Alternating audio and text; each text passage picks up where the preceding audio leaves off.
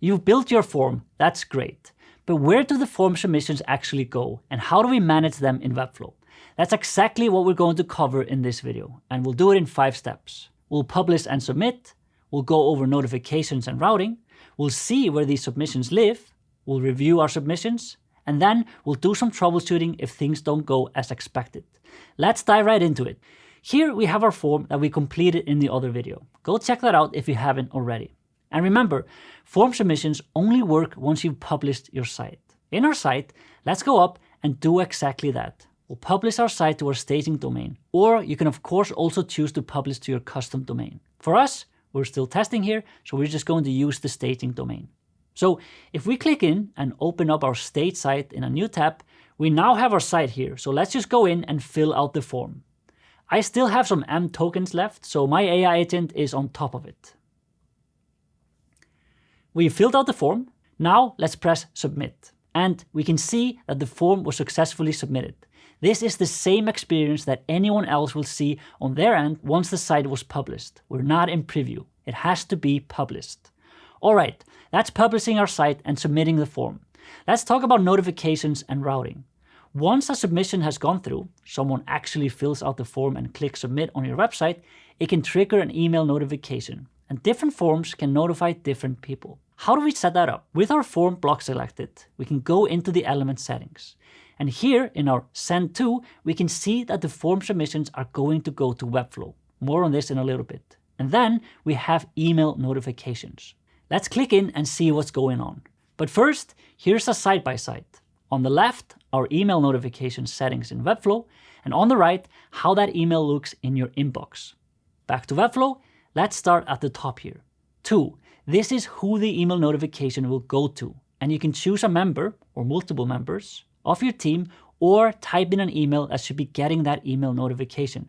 Could be the person who's owning the follow-up. Next, we have the sender name, and this might be a little confusing at first. This is not the name of the person filling out the form on your site or the name of the form itself. It is the from name. So in your inbox, it's going to look like this. So if you have multiple forms on your site, using clear names here could be helpful. We have the reply to email that will receive replies. This controls where replies are sent. Replying directly to a notification can work well in some cases, such as a simple contact form owned by a single person, where a quick response is all that's needed. However, replying to a notification email doesn't update the submission record in Webflow and can limit visibility for teammates unless messages are shared. For this reason, email replies work best for quick, lightweight follow-up, not for tracking or collaboration. In practice, many teams use both approaches. Notifications create awareness, while Webflow remains the place where submissions are stored and reviewed as a complete record. Subject. This is the subject line of the notification email. And the body, that's the main content of the notification email, what the recipient sees when they open it. And if you want to use the add field option to insert dynamic form fields into your options, you can do that too. So instead of typing things in, you can dynamically pull it from the form submission to make each message automatically personalized and more useful. If we go back to our original side-by-side, and if we change things in Webflow, this is how and where it will show up in the email. And remember, you need to publish your site for these changes to work. That's notifications, who gets them, and how you can direct them to the right place. But where do these submissions live, and how do we manage them? In our site settings, under Forms, we can see how submissions are grouped by form. You can manage multiple unique forms on a single site, all with their different settings and configurations if needed. And the name of the form here matches the name you gave it in its form block settings when you built it. You can change this later too. Clicking on the form that we were looking at earlier, we can see all the submissions in there. Each of these submissions is a completed form on your public site. And these submissions are stored separately from your page content. If a new entry comes in, this is where you can go to review it. Here you can see we have 2 tabs, Submissions and Spam. In the Spam view, Webflow automatically evaluates each submission for spam signals. You can toggle that off or back on in the Apps and Integrations tab under the Cloudflare Spam Protection.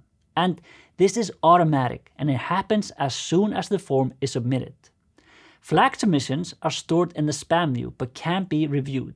And don't ignore the spam tab. Real submissions can occasionally get flagged, but you can always manually move submissions out of the spam. And if spam does get past the filter, you can do the opposite, manually move a submission to spam. Okay, that's where the submissions live and how to manage them. Let's look into how to review a submission. In our Submissions tab, you can see all your submissions and review them one at a time. We have our different field names. These are the names we use for our fields in Webflow. In addition to that, we have a date and the IP address information. You can look through and view all the submissions in this view. It's useful for reviewing individual leads, spotting form behavior, and just confirming if required fields are working as expected. Second, we can export in bulk, so you can export all your submissions as a CSV. This can be extremely helpful when you're exporting data to share with teammates, uploading to another tool, or just keeping a record locally. Also, if you want to route them outside of Webflow, you can use the webhook option to send submission data directly to another app or server automatically. This is especially helpful if you're on a larger team and already using a system to track lead follow-ups and you want to keep everything together. That's reviewing our submissions. Let's do some troubleshooting. If something's not working, we recommend to check 4 things. Is the site published? Are you looking at the right form? Are required fields configured correctly? And last, did it get flagged as spam? A lot of the time, many submissions issues are related to the published state, form identification, or spam classification, not the styling itself. So those are a few simple things to double check that can solve the issue. But that's it. That's how to manage your form. Let's recap.